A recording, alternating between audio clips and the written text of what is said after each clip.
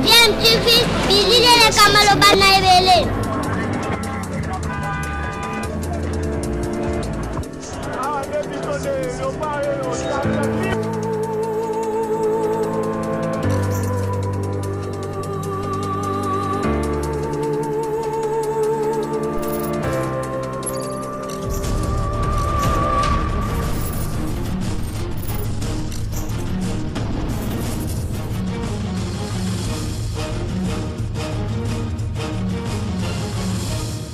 DMTV toujours en avant. Vous êtes sur DMTV, bonjour, nous sommes heureux de vous retrouver, de vous savoir nombreux en train de nous suivre en ce moment. Vous savez, le coronavirus, on n'en a pas fini avec lui et la prudence reste de mise. Continuons à nous protéger en respectant des mesures barrières telles qu'édictées par les autorités de la République démocratique du Congo, mais également l'équipe chargée de la riposte contre cette maladie. Vous le savez, la prévention reste le seul traitement efficace contre cette maladie. L'actualité, c'est aussi le remplacement de Jean-Marc Kabound à Kabound de son poste de premier vice-président de l'Assemblée nationale. Vous savez, il a été déchu au niveau de ce poste-là après une pétition qui avait été lancée contre lui par le député MLC Jean-Jacques Mamba. L'UDPS s'est réuni et s'est refusé de remplacer Jean-Marc Kabound pour l'UDPS. Seul ce dernier est capable d'assumer cette fonction et qu'aucune autre personne membre de l'UDPS pourrait le remplacer à ce poste. Il a même été demander aux députés UDPS de ne pas se porter candidat à ce poste et ceux qui le feraient quand même seraient bannis de l'UDPS. Voilà encore un débat au niveau de la coalition FCC et CASH qui semble toujours jouer un peu à l'hypocrisie. Il n'y a pas de sincérité dans aucun des camps. Entre-temps, au niveau du CASH, les voix ne s'accordent pas non plus parce que pour certains de l'UNC notamment, ils estiment que ce poste de premier vice-président de l'Assemblée nationale ne revient pas à l'UDPS, mais au CASH, en fait, donc à la coalition CASH. C'est encore un débat qui s'ouvre entre les deux alliés principaux du CASH. Alors, cette question qui certainement est traité aussi au niveau de l'Assemblée nationale, beaucoup se posent la question de savoir, puisqu'il y a visiblement un refus de l'UDPS de remplacer Jean-Marc Kabound à Kabound, est-ce qu'une candidature de l'UNC pourrait être acceptée par l'Assemblée nationale? À en croire Luquin Kassongo, le poste de premier vice-président de l'Assemblée nationale revient bel et bien à la coalition CAP pour le changement, donc le CASH. Par conséquent, l'UDPS qui est dans son plein droit de refuser la présentation d'une candidature et même de procéder à la saisine de la justice si elle se sent lésée dans une décision de la plénière de l'Assemblée nationale destituant Jean-Marc Kabound à Kabound. Et donc, dans ce cas, puisque le poste revient au CASH, l'UNC pourrait proposer un candidat qui pourrait remplacer Jean-Marc Kabound. Est-ce que si l'UNC arrivait à proposer un candidat pour remplacer Jean-Marc Kabound et que l'Assemblée nationale prenait acte de cette candidature et que cette candidature finalement passée, que deviendrait la coalition CASH? Est-ce que ce ne serait pas une énième crise latente au niveau de la coalition CASH? Parce que jusqu'à ce jour, malgré l'arrestation de Vital Kamerhe et ses démêlés au niveau de la justice en ce qui concerne les détournements des deniers publics liés au fond du programme de 100 jours du chef de l'État, l'UNC s'est toujours comporté comme un parti responsable, comme un parti qui qui ne dépendait pas des personnes, a essayé, en tout cas,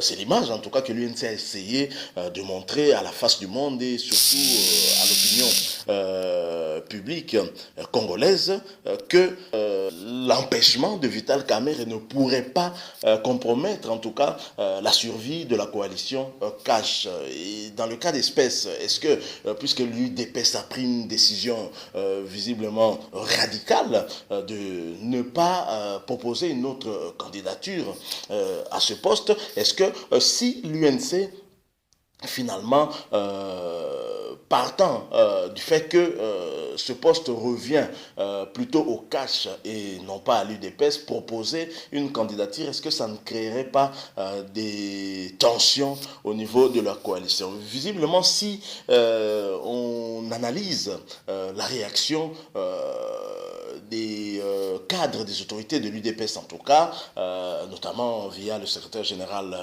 Augustin Kabouya, on peut arriver à cette conclusion comme quoi il y aurait certainement crise parce que pour ces derniers, ce poste revient exclusivement à l'UDPS. Mais en analysant, si nous voulons être le plus objectif possible, puisqu'on ne parle pas de la coalition FCC-UDPS. Ça, nous devons être clairs. Et donc, il s'agit de la coalition FCC-CASH. Donc, une coalition avec une autre coalition et qui forme, on va dire, une méga coalition. Alors, comment l'UDPS peut s'accaparer ce poste de premier vice-président de l'Assemblée nationale? Nous sommes en droit, en tout cas, de chercher à avoir des explications là-dessus. Est-ce qu'au niveau du CASH, des discussions avaient été préalablement engagées en marge de la désignation de Jean-Marc Kabound comme premier candidat, bien sûr, premier vice-président de l'Assemblée nationale, donnant ainsi à l'UDPS l'exclusivité pour ce poste? Donc là, nous sommes au niveau du CASH. Alors si cela a été le cas, visiblement, l'UDPS a tout à fait raison d'insister par rapport à ce poste-là. Mais si il n'y a pas de discussions préalables au niveau du CASH, à mon sens, pour être rationnel, ce poste revient tout naturellement à la coalition CASH, parce que la grande coalition, celle que j'appelle méga coalition qui dirige le pays actuellement, est constituée du FCC et du CASH et non de l'UDPS. Et donc par conséquent, l'UNC pourrait aussi être amené à proposer une candidature pour ce poste. Bien entendu, dans cette hypothèse de refus de l'UDPS. Mais l'UDPS refuse le poste, non pas parce que l'UDPS est désintéressé par ce poste, l'UDPS refuse ce poste et veut certainement s'engager dans une confrontation avec le FCC parce que l'UDPS a contesté la destitution de Jean-Marc Kabound pour plusieurs raisons. Il parle notamment d'irrégularités entourant cette pétition. Vous savez qu'un député UNC d'ailleurs avait porté plainte contre Jean-Jacques Mamba pour faux en écriture. Le dossier est d'ailleurs pendant au niveau de la Cour de cassation. Jean-Jacques Mamba a été libéré tout simplement parce que la procédure de son arrestation n'avait pas été respectée, vu qu'il n'y avait visiblement pas à flagrance. Mais puisque la session, disons qu'après la session de l'Assemblée nationale, Jean-Jacques Mamba pourrait cette fois-là être poursuivi dans le cadre de cette plainte justement et présenter ses moyens de défense. Alors, en dehors de cela, l'UDPS a pu déceler plusieurs autres irrégularités, même entourant même cette plénière qui a décidé de sa destitution. Et donc l'UDPS conteste et visiblement l'UDPS ira en justice pour contester cette décision de la plénière de déchoir Jean-Marc Kabound. Et donc, par conséquent, l'UDPS n'est pas engagé dans une logique de désintéressement de ce poste de premier vice-président. L'UDPS entend bien entendu récupérer son poste, mais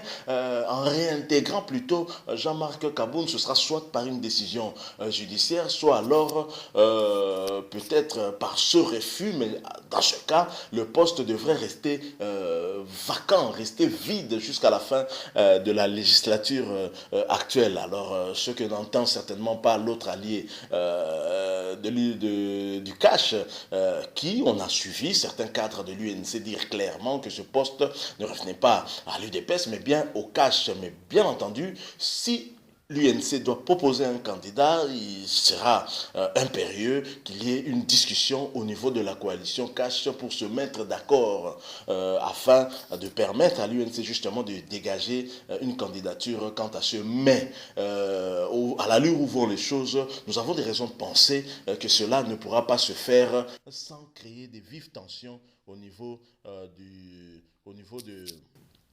de la coalition FCC CACH. C'est ce qui est à craindre en tout cas. Donc voilà ce dont nous avons voulu discuter avec vous ce jour en rapport avec ce refus de l'UDPS de présenter une autre candidature à part celle de Kabound. Et donc nous nous sommes posé la question si l'UNC pourrait saisir la balle au bon et pour proposer sa propre candidature. Donc nous arrivons à la fin de notre si vous avez aimé, laissez-nous un like. Et si vous n'êtes pas encore abonné sur cette chaîne, cliquez pour vous abonner. N'oubliez pas de cliquer sur la cloche juste à côté. Elle vous permettra d'être notifié des prochaines vidéos que nous mettrons en ligne. Le coronavirus est tout à fait réel. Le nombre de cas continue à augmenter ici en République démocratique du Congo. Continuons à nous protéger, car en nous protégeant, nous protégeons également les autres. Respectons des mesures barrières. Ensemble, nous vaincrons le corona. DMTV vous dit au revoir.